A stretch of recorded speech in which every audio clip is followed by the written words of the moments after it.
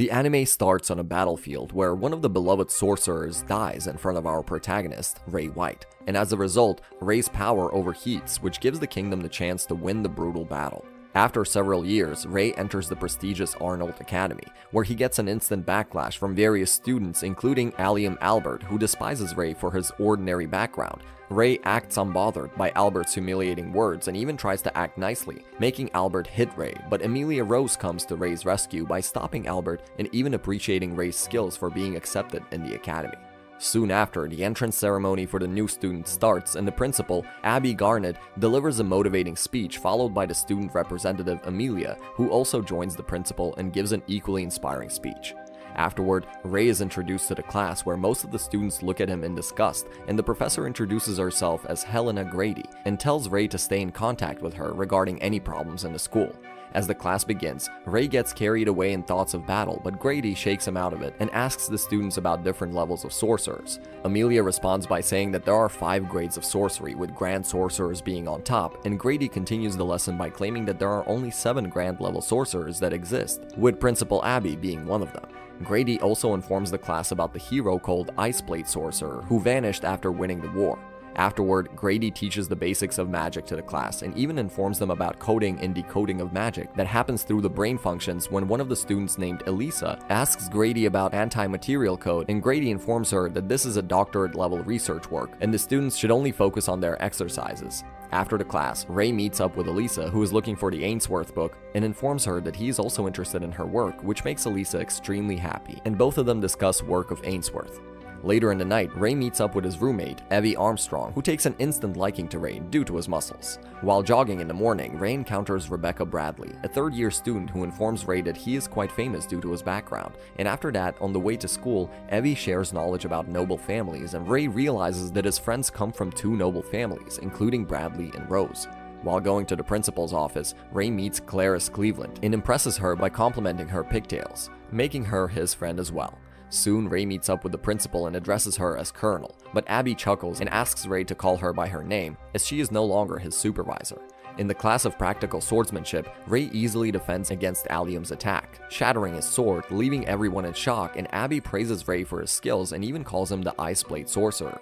At night, Ray and Evie train together, while Ray informs Evie that he's joining 2 clubs at once by claiming that he wants to enjoy everything he can while he is at the academy, and even shows him his Golden Hunter card, which surprises Evie.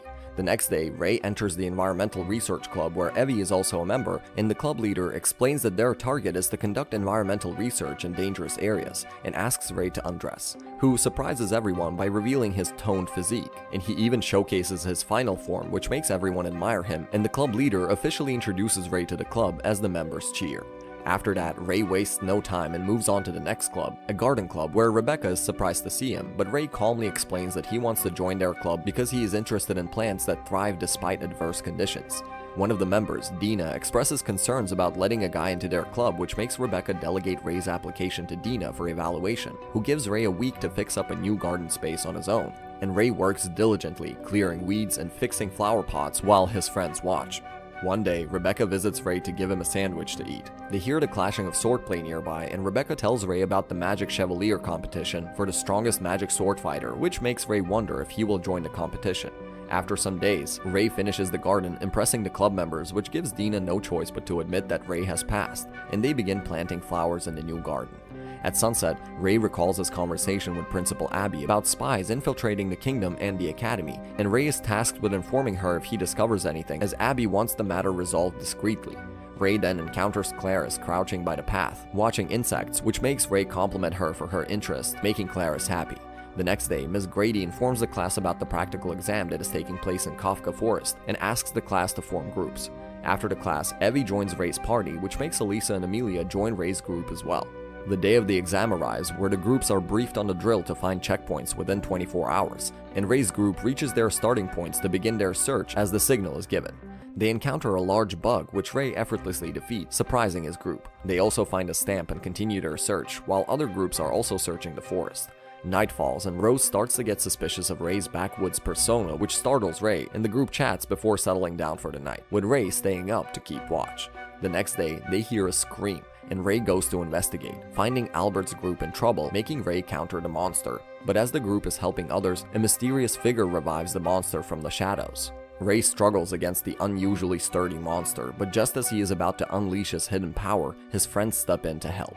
With their assistance, Ray manages to defeat the monster, and as they collect the final stamp, Ray gives a piggyback ride to Elisa, which makes Amelia tease Elisa.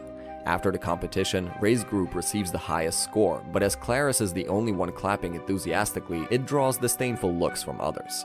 After 2 months, Lydia Ainsworth, Ray's mentor, finally gets the chance to meet Ray after he joined the academy, and Lydia mentions that it may take about 5 years for Ray to fully utilize his ability, even though it's strictly forbidden, but Ray will have to make the call when to use his magic.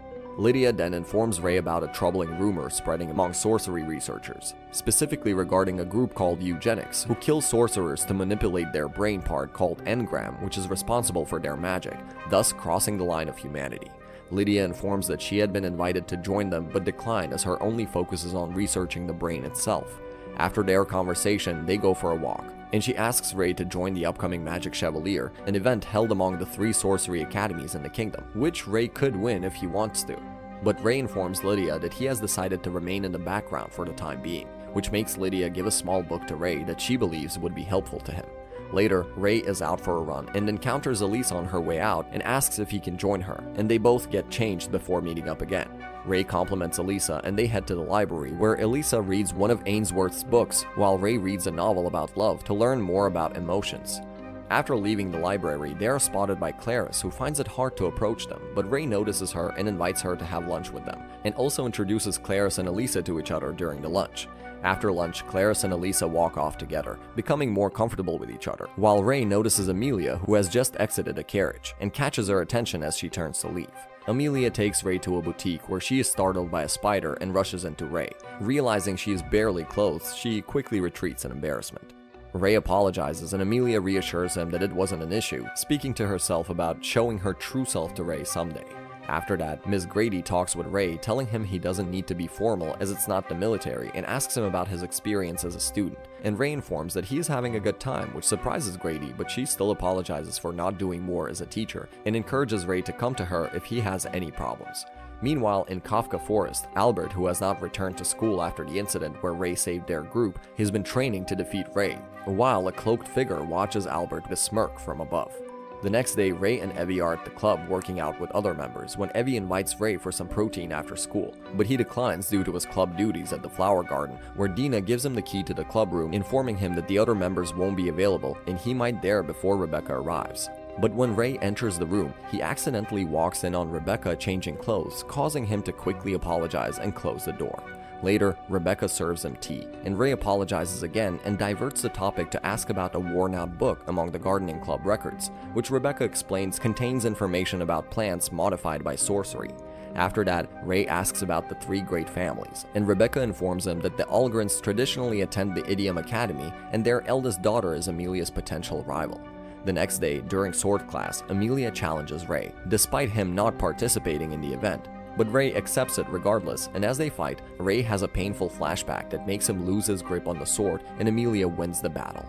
After that, while Ray and the others are chatting together in the dining area, Albert and his crew approach them, and Albert challenges Ray to a duel, making Ray accept it. They all go to a secluded area where a barrier is set up, and Albert reveals that they will be using real blades and sorcery, with no rules other than the loser admitting defeat. Albert is determined to kill Ray due to his family's humiliation in front of other powerful aristocrats, so he despises Ray for being ordinary, but Ray manages to cut through Albert's spells and lectures him on nobility and privilege, making Albert fall to his knees in despair. However, their duel is interrupted as a spell is cast, which pins down everyone except Ray, who withstands it. A voice approaches, and Professor Grady reveals herself from under the cloak, and informs them that she is a part of eugenics and has been using her position to cover up the kidnapping of students for studying their engrams, and reveals that she will take everyone from within the barrier as samples for potential rewards. Soon, Ms. Grady reveals that she incited Albert's actions and mocks him for his poor magical power and admits to using him as a distraction to set up the barrier. After that, Grady attacks Ray, but he manages to block it with a wall of ice and releases the lock on his powers, which panics Grady, and Ray reveals that he is the Ice Blade Sorcerer. But Miss Gray keeps on attacking him with fireballs and tries to run. Ray cuts her leg to stop her, and Grady tries to persuade him to join them, but it turns out to be a trap as she activates an item which turns her into a monster. She attempts to attack Ray, but he plans to bring her back alive. The barrier is destroyed as Ray and Miss Grady continue their battle, while Ray's body starts freezing as he produces blades of ice and uses anti-material code to turn Grady's sorcery back into primo material, which makes Grady use mind interference sorcery, but Ray counters it with his ice blades. Ray's friends notice that Ray's body is getting covered in ice, and finally Ray uses one last attack to end the fight. Ray manages to lock away his power with sorcery in time, while his friends rush to check on him as he passes out. Ray gets a flashback to when he was around 6 years old and wakes up in Lydia's arms and is brought back to their camp, where Lydia is informed that the kingdom refuses to take him in as a war orphan due to his village being independent and considered to be a cursed village with rituals to summon deities. Lydia goes to check on Ray and finds him with Carol, who he doesn't speak to, but when Lydia asks his name, he gives her a delayed response. Eventually, it is decided that Ray will stay with Lydia's group, and she establishes a master and disciple relationship with him.